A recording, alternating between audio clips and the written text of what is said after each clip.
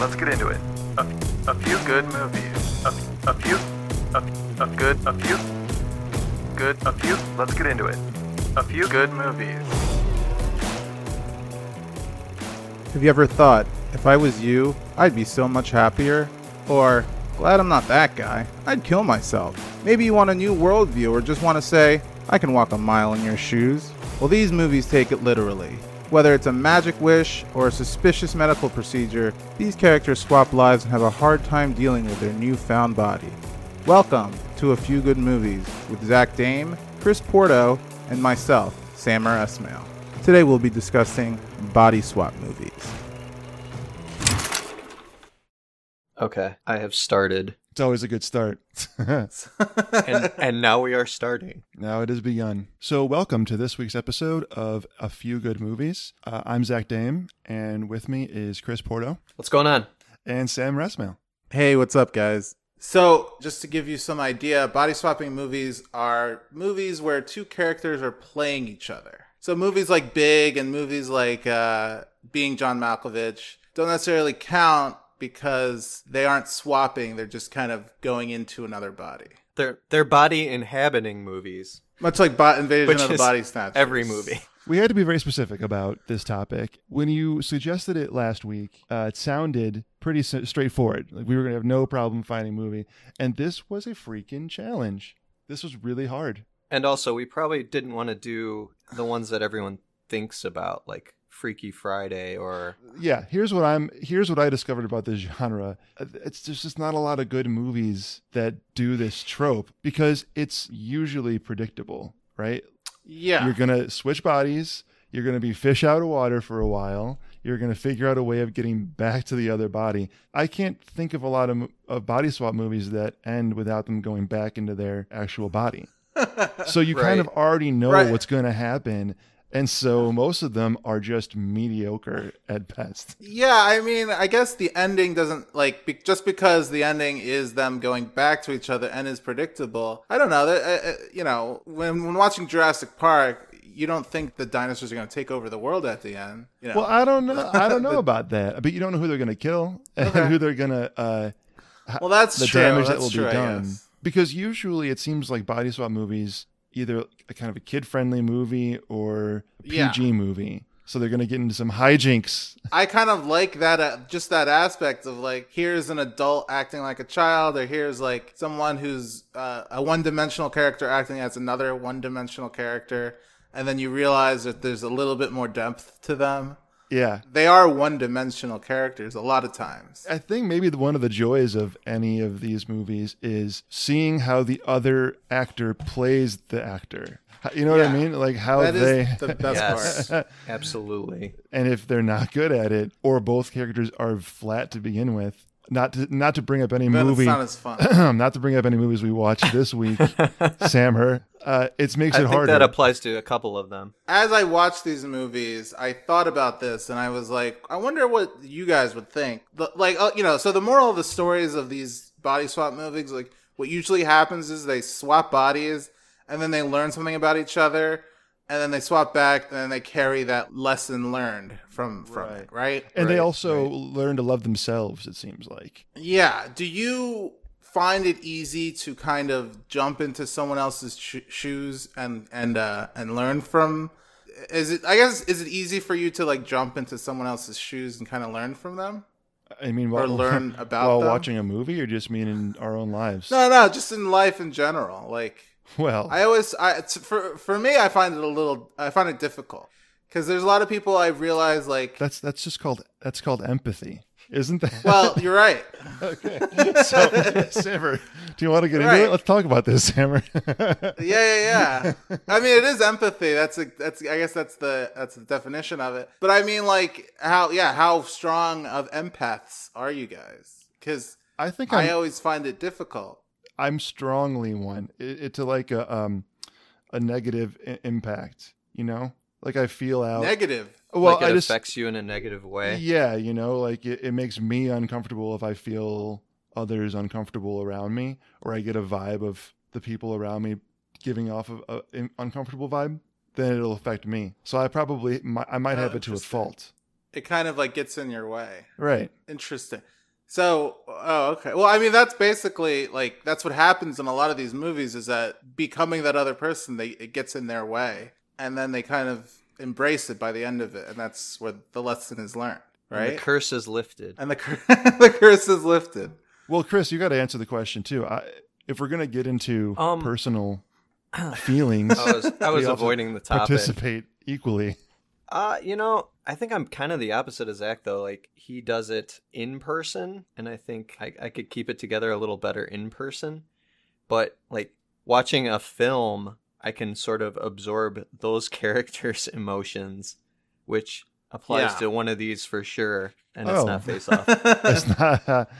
That's true. Well, I think that's what you should do I don't know when if you watch a movie. Is that empathy? Like, if a film affects me emotionally like that? I think empathy, technically speaking, is like the ability to understand another person. If someone's having a bad day, instead of like trying to fix it or trying to like make them not have a bad day, you just kind of recognize, oh, that person's having a bad day and understand that. I think that's literally what empathy is. Like, I think I don't think we're all sociopaths. I think we are capable of it. Right, I hope so. But I think, like, and some people it's harder to get to than others. I was also thinking, like, what person would I want to be for one day?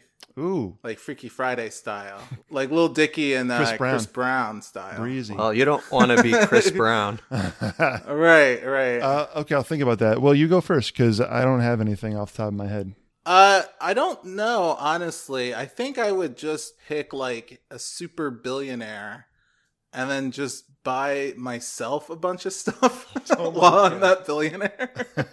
I think you're missing the point. You're thinking of winning the lottery. Scrooge McDuck. No, I guess I would try to like do all the things that I think they should be doing. But I guess like with that money comes a lot of responsibility. So it is. I mean, I guess there's no right answer. It always seems like a difficult choice. I think I would want to be somebody who's really skilled at something, so I can feel something that I'm not good at naturally, so I could feel what it is like to be good at that thing. But if you're in their body, you might not have that ability, right? No, I'm assuming that it comes with the physical attributes, like a Michael Jordan. Like a Michael Jordan, maybe Michael Jordan, but 90s. Well, maybe 90s Michael Jordan. No, Michael Jordan would be a great pick, but I think like Chris, I would be thinking like, well, he has like some memory to the game that we don't understand, and I wonder if that would just affect my game. But I would still be able to like run faster and jump higher. And right. So being an athlete, I mean, I guess being famous would be a great one. Right. Experiencing that. I don't know how fun that would be as well. For a day, it'd be fun. Yeah. I think everyone would enjoy it for a day. Yeah. 15 minutes of fame. Everyone loves that. So I think we should begin the topic of the day, which is body swap movies. So I picked Wish Upon a Star. I made a wish when I saw a shooting star. You mean to tell me that I'm stuck in this measly little body?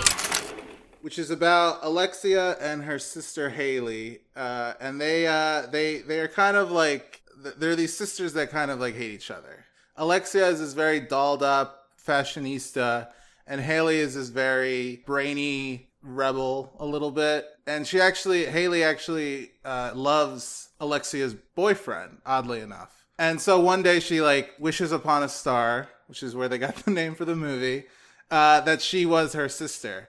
And then she becomes her sister, and then they kind of figure it out through that. This is, first of all, the made-for-TV movie. It came out in 96, so it's like the perfect time for just silly high school movies.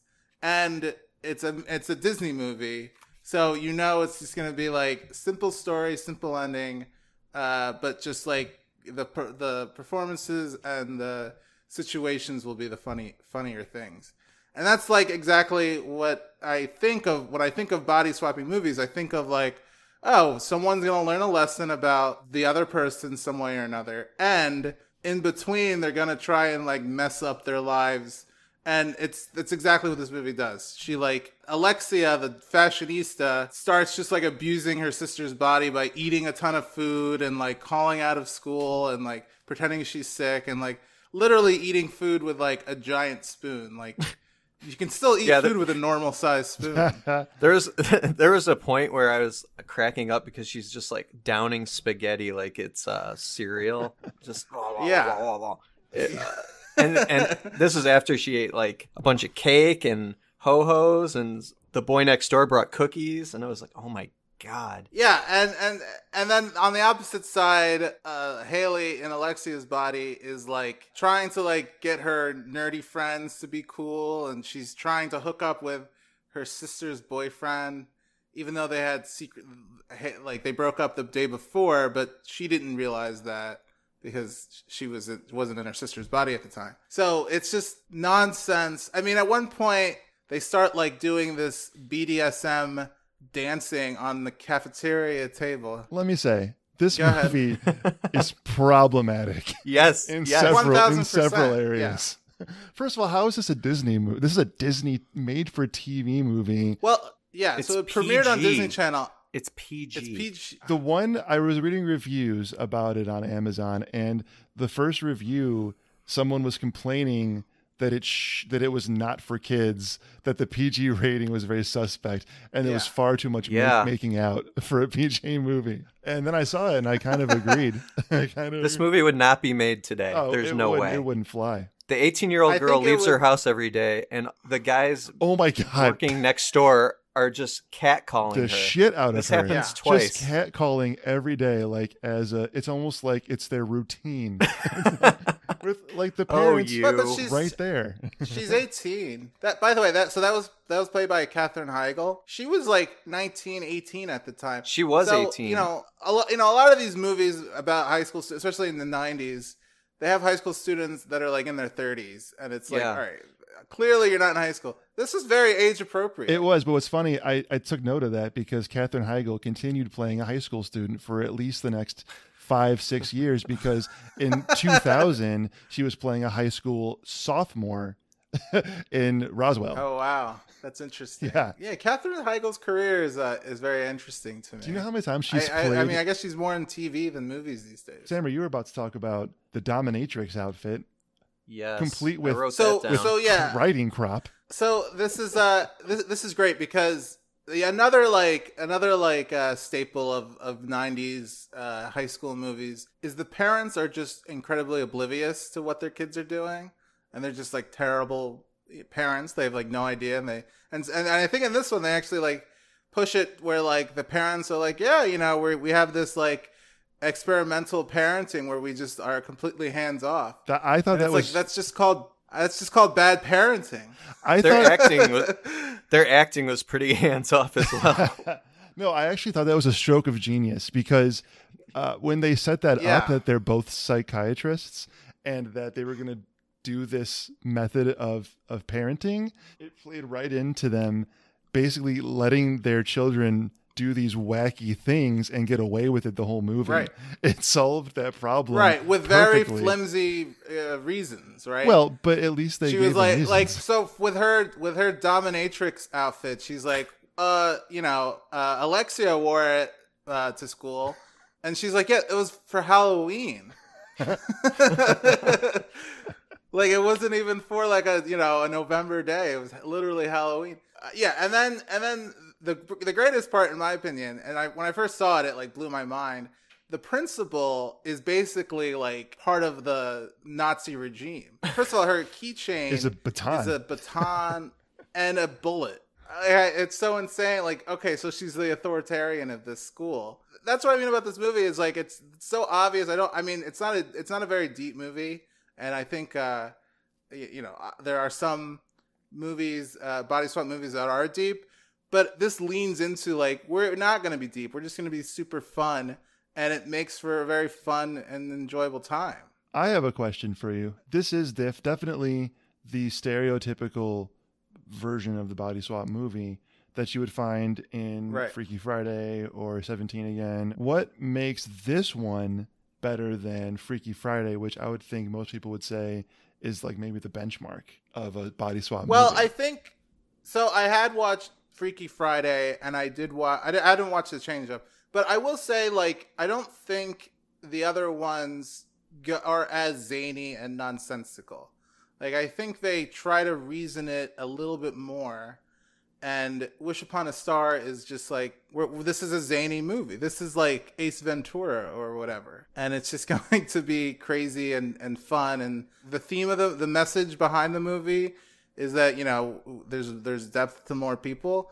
But there isn't depth in this movie. And that's the enjoyable part, is that it's just a popcorn flick. That's the problem I had with the body swap acting, is that they didn't have to change much. Well, I guess the younger daughter had to, but besides like what they, besides like their makeup and stuff. Kathrine Hiegl was bubbly as both people. She was just this bubbly teenager with the goofy little chuckle and stuff, which wasn't.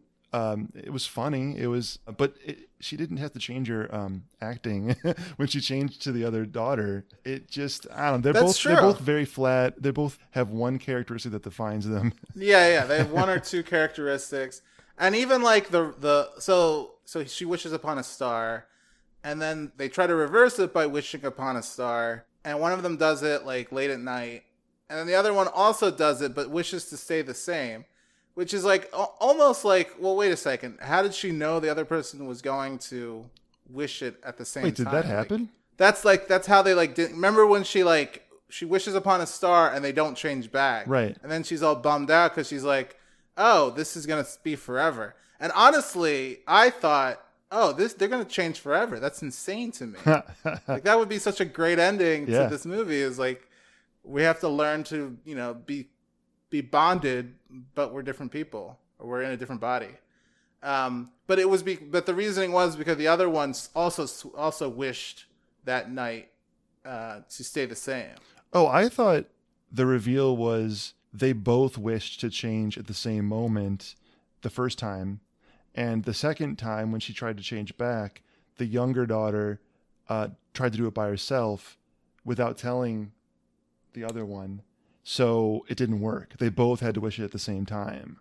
Isn't that right? I don't think the first time they didn't switch at the same. They didn't wish at the same time. No, I thought that was the reveal. Is that the older daughter admits that she wished she could change into her her little sister at the same moment. Like she was thinking in her head when she looks up and sees her younger sister on the balcony with the telescope. Oh, is that right? My understanding was that I misinterpreted that. Chris, what you know? got? I watched it this morning and I don't even remember. Oh my gosh. Okay, so I just Googled it. Okay. So did I. And you're right. You're right. So it says Alexia and Haley attend the Winter Festival dance, where Haley breaks down and tells Alexia that they can't switch back. Alexia then confesses that she saw the first shooting star when she was with Kyle and wished to be Haley. So they have to do it together. There you have it. Because that was how they solved the problem. They had to sit together and wish at the same time. There's a lot of shooting stars in their town. It seems like an abnormal amount. Well, there wasn't. I mean, they were like switched for like a few days, right? Yeah. Like it's not a Freaky Friday. It's a few days. It seemed like at least a week. Yeah, it was like a week or so. They got into some shit. They did so many things that should have gotten them expelled. They've vandalized for sure, especially by the authoritative principal, but they didn't. No. That's the interesting part about it. Yeah, plus they even got to go to the dance. Like they didn't even get kicked out of that. No repercussions, right, for anything. So like Mean Girls is another great high school movie, in my opinion. And the fun parts about that movie is how insane the movie gets. The animal roars and the stuff in the hallways. And then the burn book, and then like just the wacky nature of all the characters are the fun part. And I think that's why movies like that are so much fun. They don't need to be polished. They don't need the polished writing. They don't need the great cinematography. They just need to be super fun. And like things like Freaky Friday or The Change Up, I don't think they do that as well. And this one can do that because it's, you know, like they don't need to adhere to anything because it's just a TV movie. It's just fun. There's like logic is fun. Yeah, logic is very thin in this movie. Family fun with a table dance and a dominatrix outfit. Yeah. Also, I've never heard of the band Moonpool.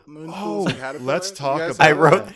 I wrote that down. I looked them up. Because I thought to myself, this is definitely the era of like putting a band in a movie to build them up. And it would turn out that they were really popular, or they become popular after that. I don't think that I don't happened think here. they got Is that popular true? after that. Yeah. I mean, yeah, you'll see movies with bands that go on to be kind of famous. To me, this movie seemed like a huge ripoff of Clueless, which came out a year earlier. The whole Yeah. movie? Well, plus body swapping. Was there a band? Was there a band in Clueless? I can't think remember. it was the Mighty Mighty Boss Tones. Yeah. One of those bands. And so I got real excited. I was like, "Ooh, I wonder what else have they done?" And yeah, Well, they looked were them they were on. Did you see the music video she was watching as well? It was the same up. band. Yes, that's how I Yeah. recognized Same them. song too, right? It might have been, but they all sounded the same.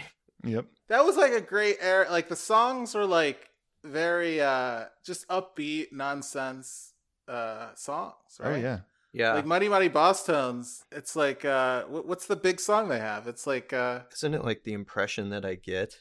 Yeah. That's a lyric. That's a lyric. Yeah. regardless, I think it's just like it is a very formulaic movie, but I think it doesn't necessarily have to push buttons to be great. And I think that's why like this movie does have a little cult following, and I think that's why is like it doesn't like it's just a fun popcorn flick, and I'm a little surprised it's not in theaters, but at the same time I get why it wouldn't be. Is there anybody else took notes about anything else that stuck out to them as being really weird about this movie? I did actually. Go ahead. The director. What about it? Literally the only thing of note I could find on the resume was 14 episodes of Power Rangers across 3 different Power Rangers shows. Nice. And that's about it. That's it. Blair Treu. Well, it was definitely our "How did this get made?" choice of the week. It's funny you say that because Face Off is a How Did This Get Made movie. Exactly. I will say this about it though. Danielle Harris, who plays the younger sister, who's actually older in real life, By like a month or two, right? over a year. I do like her, and I thought she did a really good job, especially when they swapped. Like, I thought they both did a better job acting when they swapped. I looked her up afterwards because I thought I recognized her. She's been in a lot of movies. Yeah, she's basically A lot of horror a movies. scream queen. Yeah, she's been in a shitload of she horror was movies. She was in Halloween 4 and 5 when she was very young. She was in both of the Halloween remakes that Rob Zombie did as a different character. And then these movies called Hatchet 2, 3, and 4, which are actually really good. She's still working and today. she's also done a lot of crap. But she's had a But pretty that comes with the territory. pretty consistent career. I mean, I didn't realize how long she'd been working before Wish Upon a Star. Yeah. There was like Yeah. 30 credits before that showed up. I mean, Yeah. She had a prolific career. Although Kathrine Hiegl has definitely been more famous. Arguably a better career. She's had a better career. Yeah. So let's talk about Chris's movie, which is the one we're all waiting for. My film was Face Off. Wait, you get looking. You're hot. It's like looking in a mirror, only not. Yeah. It is John Woo's 1997 action extravaganza, Masterpiece. which I think applies. It's long. Did you say it's his masterpiece? Yeah. I wouldn't agree with that, Okay. but it's a very enjoyable film. Pretty much the story is John Travolta plays an FBI agent named Sean Archer. Nicolas Cage plays a domestic terrorist named Castor Troy. And I don't know why they hate each other, but Nicolas Cage kills Sean's son. Maybe that's where it started, but it seemed like it started long before that, and we never really know why. But they're lifelong rivals, and essentially Travolta captures Cage, and they switch faces in order to find out where a bomb is hidden in LA, and that's where the title comes from. So it's not really a body swap. They swap faces and they do a little plastic surgery, and Don't forget the Travolta has chip a in the scar voice. that they move. Oh yeah, In they their have vocal. they have a microchip in their throat, which apparently changes their Right. voices. Never mind that their blood types don't match. So the faces will fit just fine, and that'll be fine. Nothing will go wrong. Right. There's no real science behind this film. That's actually a plot point that their blood types don't match. Yeah, they mention it, Like but they, they need don't. that That's to reveal. Yeah, they mention it, but that's where it stops.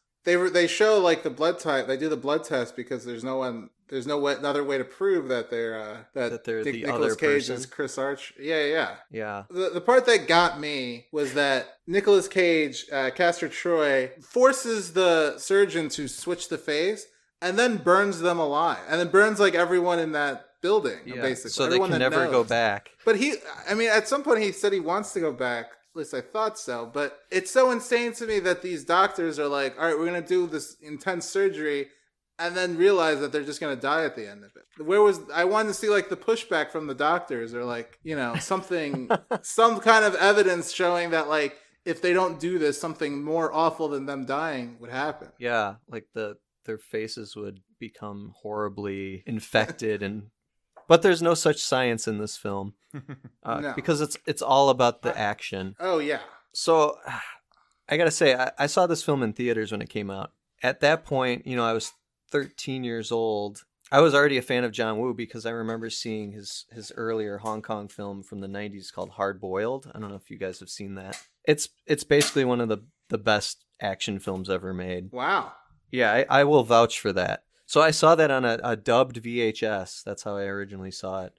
And John Woo came to America and he directed a film called Hard Target starring Jean-Claude Van Damme, who is basically the reason, him and Sam Raimi are the reason that John Woo is in America directing films at this point, because Sam Raimi produced Hard Target. And then John Woo directed a film called Broken Arrow with John Travolta and Christian Slater. Oh, yeah. Another classic. I like A year that one. So I will say this, my favorite American John Woo movie is Hard Target. I think it's fantastic, and it might actually come up in a future podcast that we do.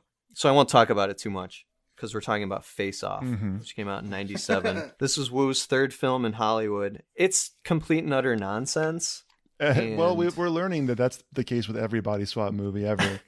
But I think, it does adhere to the body swap rules of they inhabit the other person's body and they learn some lessons. Right. That is part of this film. It's odd how that happens, where they both become they're family men in their own way. Where Cage is in Travolta's body, Cage is the bad guy, but he's sticking up for his teenage daughter with her rapey boyfriend. The father-daughter relationship is very interesting because it almost seems like he's a better father than John Travolta. Yeah, because he's there for them. Yeah, and he like beats up the boyfriend that's trying to rape her basically. He gives her the knife and teaches her how to use it, and ultimately is his downfall. Yeah. Didn't see But that coming. this is sort of my opinion of the last movie applies to this movie as far as the acting. When they inhabit each other, I thought that they were much better than when they were themselves in the beginning. I think they might have played it up a little bit. Like Travolta is very over the top in the beginning, almost cringeworthy. As himself?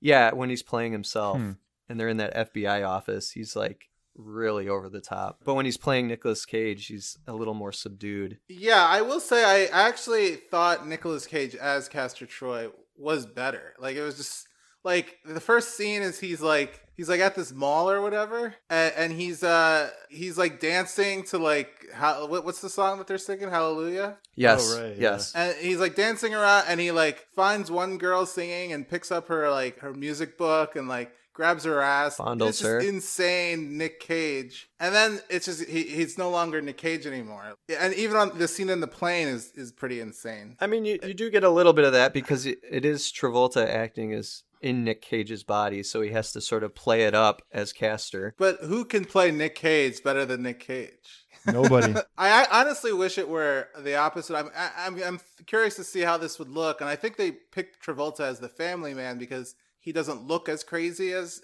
Nick Cage. He looks slightly less deranged. Yeah, but if Nick Cage were the family man that turned into the criminal, to see him be a criminal would be super fun throughout the movie. As Sean Archer? Well, no, I'm saying I wish Nick Cage were Castor Was Troy Sean throughout the Archer. movie. I gotcha. Does that make sense? It's confusing. This whole thing is confusing. Yeah, Nick Cage being the criminal cop for the majority of the movie, to me, would be better than him being Sean Archer, the cop criminal. Right. I mean, Can we talk about the beginning with Nick Cage? Because I think that's my favorite part of the movie, is just him being insane, and he's planting this bomb that doesn't explode for a few days, right? Yeah, correct. So, which is kind of insane. Like, why would you wait so long for it to explode? Why wouldn't you just have it explode that day? Exactly. Did I miss a plot point? I just want to make sure I didn't miss something. No, you didn't. But There's no throwaway dialogue that explains that. I mean, this movie is insane. Yes. It's like 3 movies put together. well, it's also like strangely like religious and biblical. Like Well, like, that's... I think John Woo wants to position it as good versus evil.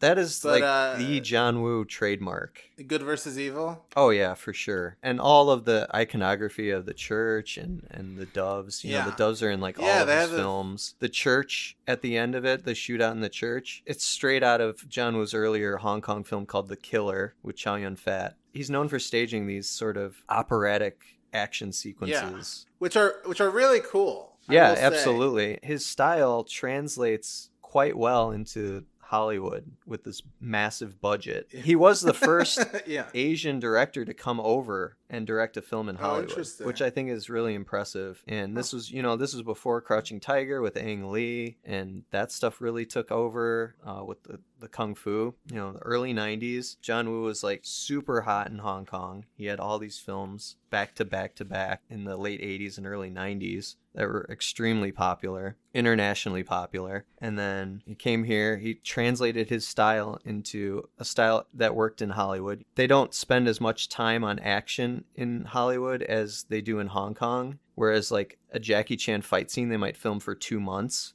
but they might film a dialogue scene for 2 days. It might be the opposite in Hong Kong, in Hollywood, where they film an action scene for 2 days and a dialogue scene for 2 months, whatever. But I know that's always been like their problem with Hollywood is they don't do it the exact same way they do it in Hong Kong. They do focus more on the spectacle of it all, and I think you could sort of see that in Face Off because it's extremely... The acting is over the top, which is the characters are over the top. Even like the daughter and the mother seem over the top, and just placeholders, honestly. Like I don't know anything about them. And what's interesting is like the cool thing I picked up on early was the daughter. She was like having an identity crisis, and I was like, oh, that's a little foreshadowing to what we're about to see about John Travolta changing his identity. And I was like, oh, that's really clever of them. But her story arc doesn't go anywhere. Like she just becomes normal, and like that daughter, I don't understand her point in the movie besides like saving her dad for that last moment. Yeah. And there's so many characters. Oh my god. Some of these quotes from Castor Troy by Nick Cage are pretty great. Oh my god, this is the most quotable movie ever. Like this movie. He talks about peaches. He talks about peaches several times. but he says he can eat a peach for hours. I don't know what that means. I think you know what that means. I whatever. I don't quite get that. It's disturbing. It is disturbing.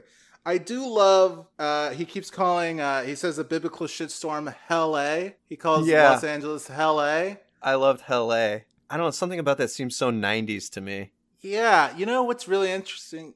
He finds it so hard to be Castor Troy. Several times throughout, like once they looks at himself in the mirror, he goes a little crazy. And they do this great thing of like, they'll show Nick Cage in the prison cell sobbing or like rocking himself back and forth, and then they cut to like John Travolta as Castor Troy. He's got a gun out, he's smoking cigarettes, and he's just like living the life, grabbing people's asses. Loving it. I mean, you're I guess it's good versus evil, like that kind of thing. But to me, that like back and forth was just great to me. Yeah. So the guys that wrote this, they wrote The Mask, and they also came up with the story for Tomb Raider, the original Angelina Jolie. Interesting. So that's kind of the level of plotting we're working with here. Well, I want to talk about Face Off in terms of it being a body swap, because I can't think of any other one that would fall in the category of action movie. Yeah. Oh, that's a good point. I can't either. And I'm sure there has to be some no budget or low budget sci-fi originals or something, probably somewhere. But this is at the time this was a big budget. It was $80 million. Well, here's why I think that Face Off is a superior body swap movie. You don't know how it's going to end. You know how I was saying before that the trope of body swap movies it's very predictable. In this context, anything could happen. It was just as likely that John Travolta or that one of them dies. It's an action movie. The bad guy could win and stay in the body. Yeah, and what's interesting is that the supposed only doctor in the world that can do this surgery is murdered. So they're stuck. So you're assuming right then and there that they're stuck in those bodies now. Yeah. To me, it adds a level of interest to a pretty tired trope of the body swap. Suddenly, it's like I have no idea where this is going to end or how it's going to end. So I'm interested again. And you probably didn't know it was going to end with a boat chase. No, absolutely not. I want to say one more thing about John Woo. He does this thing. It's like a little slow motion, and it's like a zoom in, and it's a softer lens. It's supposed to make me feel kind of this is like a more emotional moment. But it actually is like jarring to see because it's just like a normal scene, and then all of a sudden it's like this close up zoom in, soft, lighting, like, and then telling you to focus on that thing. Yeah, it's like, oh, okay. And he does it a lot. Like he does it a few times with like cigarettes and like. There's a lot of dissolves into the same scene. Yeah, there's a lot of that in John Woo movies when they're posturing, and that's kind of just a John Woo trademark thing. I assume he does it in other movies. Oh yeah, and I think because I was so familiar with those films, and you kind of get used to that over the top aspect of them, that it doesn't really bother me in this context. But, I love it. It's great. Did you love it like immediately when you saw it, or was it like absolutely slow burn for you? When I was that age, I was already well versed in these kind of films. I used to like really gravitate towards action films. Now I'm kind of more of a horror guy, but watching all the old Hong Kong films and just seeing that in Hollywood for the first time.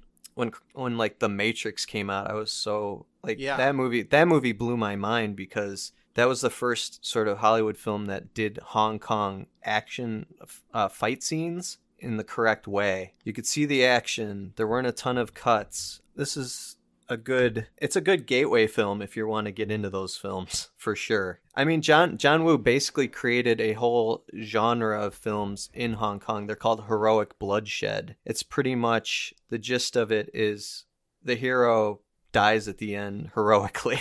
Oh, like a martyr.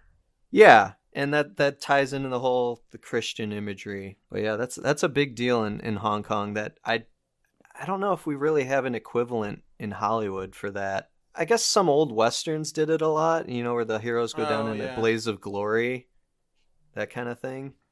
Yeah. And of course, Tarantino watched those same films, so he kind of adapted that as well. So there it is. So shall we get to the third movie? Let's do it. Yeah. I feel like I should explain myself a little bit because for a topic like body swap, the options are kind of slim for movies I could actually get behind. I think I would have chosen Face Off, but Chris took it first, which was the right choice. Well, what's funny is I was going to do yours, but I hadn't seen it, so yeah. I was a little weary of doing something I hadn't seen. Well, that's what I actually loved about what I did, which is I tried to find a bunch of movies that were categorized as body swap and just watch some of them that had good reviews that I'd never heard of and just see where I ended up. I didn't want to do Freaky Friday. I just don't think I would be all that excited about it. Mm-hmm. I had seriously considered doing The Change Up. I do really love Jason Bateman and Ryan Reynolds. They're both really funny. Maybe the movie isn't that good, but I still think that they would have been a really funny combo, and there's probably some gems in there. But I just didn't think that I could get behind it. So the other film that I watched is an anime film from 2016 called Your Name.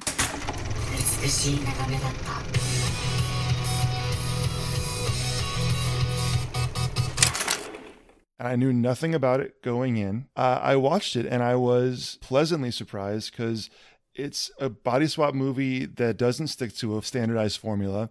It goes in really unique places. And come to find out, because I'd never heard of it, and I imagine like most everyday moviegoers in this country probably haven't heard of it either, that it is wildly successful. Like it's super popular in Japan. It's super popular worldwide. Yeah, like it's the highest grossing anime film of all ever. time. I was so surprised to see that. Before this movie, it was Spirited Away, which was a Studio Ghibli right, movie. and they're like they're the king of anime. They're like the Pixar of films. anime. Like they always yeah, get exactly. It.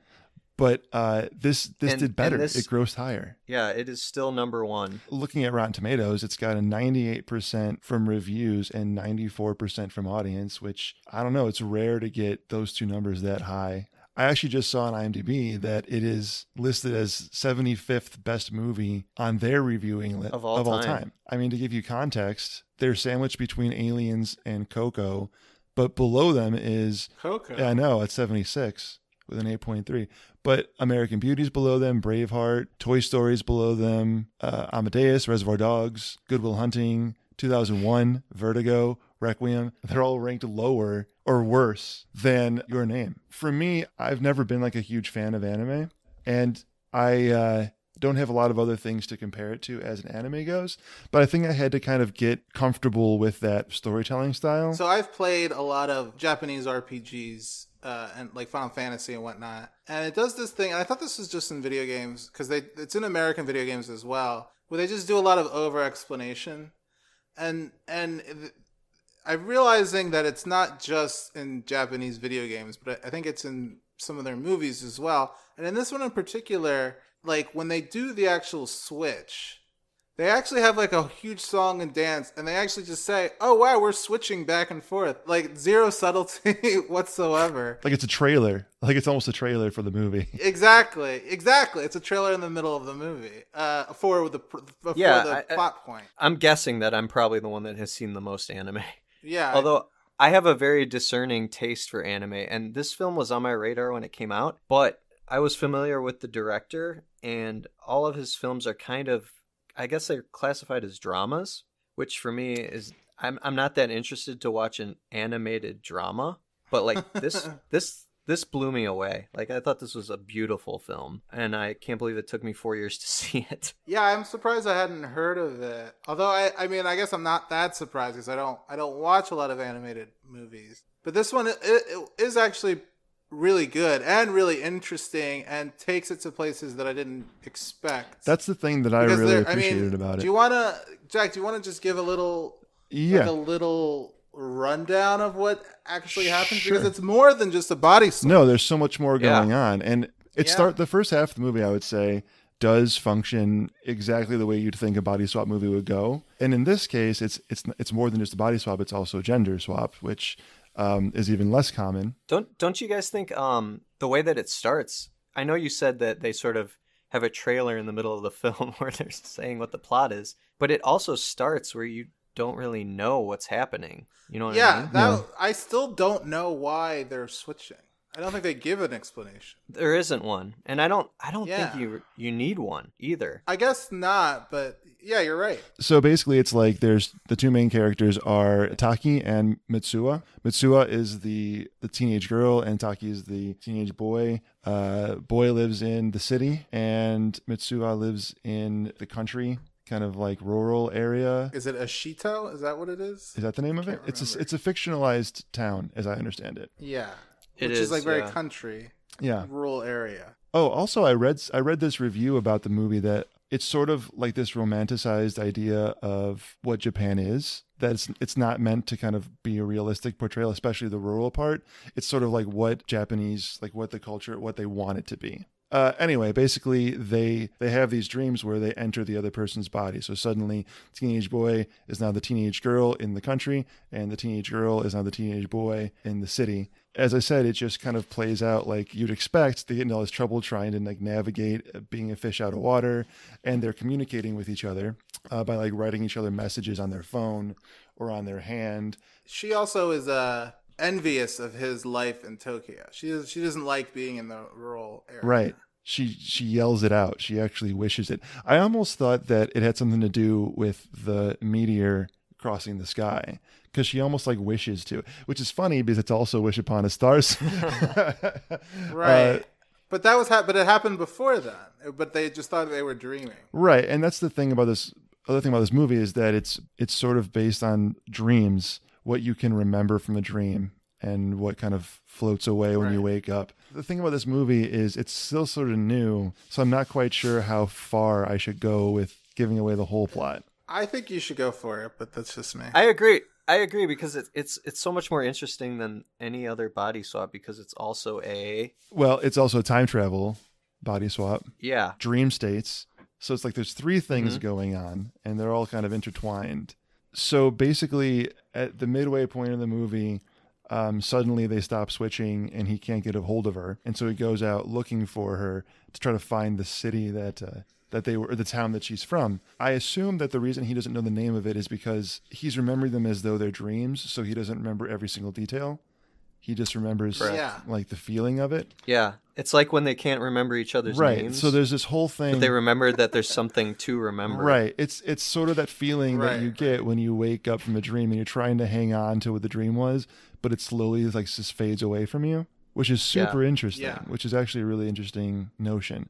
They're trying to hang on, but they don't remember specifics, which is why he doesn't remember her name or the town she lives in. And then he tracks down the town, and that's when we realize that the meteor that's going across the sky throughout the movie crash lands in her town, and she dies along with like a third of the small town. And it was 3 years prior. So what he thinks is happening concurrently with him is actually happening 3 years earlier. Right. And then at that point, the movie gets really crazy. By the way, they wait, just to go back a little bit, they totally accept that this is now their life, that they're like just going into each other's bodies, and they're like, all right, well, let me help you do what you're doing, and I'll make this date for me. And like, it's just, there's no point where they're like, why is this happening? Let's stop it. You know, they're both just like, let's just help each other out. Yeah. Which is pretty great. Like, it seems like everyone's first instinct would be like, how can we stop this? We need to switch back. But to them, they're like, well, we're in this together. Let's just kind of fix the problem. Or not even fix the problem, but like, let's just ride this out. Seems like a very Japanese mindset. So they do take the trope of, they learn from each other, right? Oh yeah, absolutely. Because he wants to become an architect, and he learns about this rural city and how he can make the buildings more of a warmer place instead of this like cold industrial place. I kind of saw that coming. Not to say the movie was very unpredictable, but that part I was like, oh, I'm glad they held that part. So at some point or another, he realizes that she's in the past. And you know, they try and figure out, he like realizes like the messages aren't coming anymore, and they're not switching bodies anymore, and he tries to just find out where she is, and then he realizes that she's in the past and doesn't exist. Right. That's the revelation of sort of the middle of the movie, or coming into the third act, is that she's dead, and the whole town is destroyed basically. But that third act is where a lot of stuff happens. And it's a little confusing. That's where it's up for interpretation. And that's the part I wanted to get you guys' opinion about. So he goes to the rural city looking for her, and then realizes it doesn't exist. But they're not telling us is that she's also going to Tokyo to find him.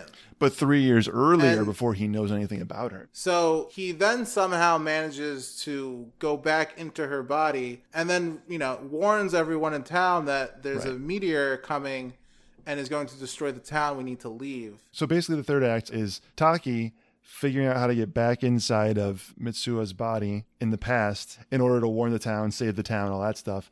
But he basically fails at it, and then goes back to that temple. Shrine. Yes. He goes back to the shrine. That's the weird thing. So at that point, they're in two different times, but they connect and are able to talk to each other in that moment. Because it's the magic hour.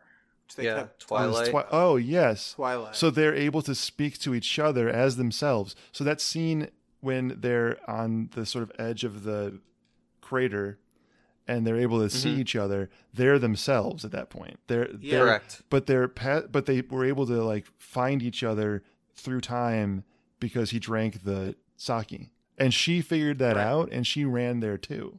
Right. Thing. And then she yells at him for drinking the sake. Yeah. It's You spit. perv. Yeah. I think this is a good movie. Like, I actually do think this is interesting, and I kind of want to watch it again to really flesh out some of the details.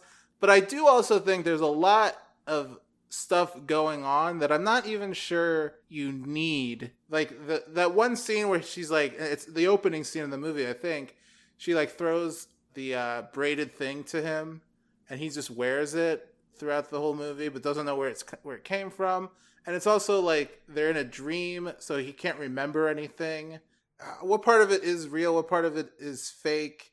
It's so up in the air that I'm like, I'm not sure what to hold on. Nothing is grounded about this movie. You know, I mean, take that for what it's worth. I still think it's a beautiful movie, but it is a lot of like dreamy, weird movies that I'm like, I don't even know what's necessarily real anymore. You know what I took it as is there weren't dreams. They were actually time traveling into each other's bodies.